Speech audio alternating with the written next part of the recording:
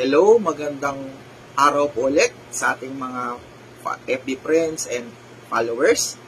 Nandito na naman po tayo sa part 4 ng ating video.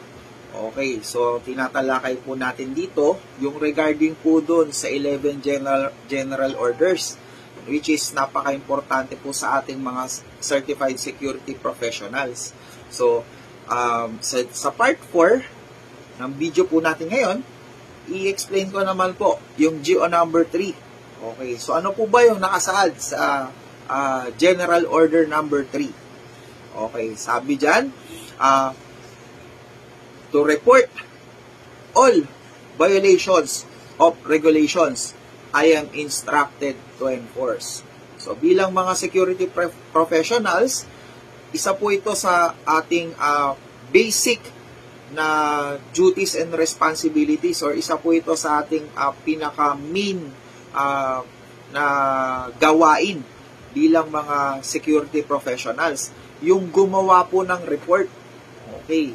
Kaya nga po, isa po sa mga itinuturo po namin sa training schools is kung paano po gumawa ng proper report ang isang security guards. Okay, kasama po dyan yung elements of good reporting. Okay, ano po ba yung elements of good reporting? Okay, dyan po papasok yung 5 W's and 1 H. And specifically, okay, take note specifically, marami pong mga security personnel po na kapag po naka-duty, ang hilig pong makipag-debate or ang hilig pong makipagtalo. Iwasan po natin yon. Kasi ang nakasaad po sa ating general order, sabi dyan, to report all violations of regulations I am instructed to enforce. So bilang mga security professional, tayo po ay magiging enforcers dito. Okay, enforcers, ibig sabihin tagapagpatupad, tagapagpasunod ng alin? Ng mga rules and regulations na ibinibigay po ng agency and ng clients. Okay, lalong-lalo na po sa ating specific area of responsibility. So, dumarating po yung time na talagang meron pong mga nakakasalamuha po tayo na mga hindi sumusunod or hindi po marunong sumunod sa ating mga specific na rules and regulations or yung tinatawag na house rules. So, kapag po dumating sa puntong ganon, iwasan po nating makipagtalo. Iwasan po natin na makipagdebate sa kanila.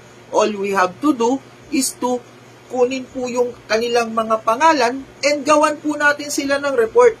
And i-elevate po natin, dalhin po natin yan doon sa ating superior or sa admin. Okay. So, para po maiwasan yung pagtatalo, kasi lagi po nating tandaan, naririto po tayo para po maghanap buhay. Naririto po tayo para po magtrabaho. Hindi po tayo naririto para po humanap ng kaaway. Okay, lagi po nating tandaan yan, mga ka-59, ha?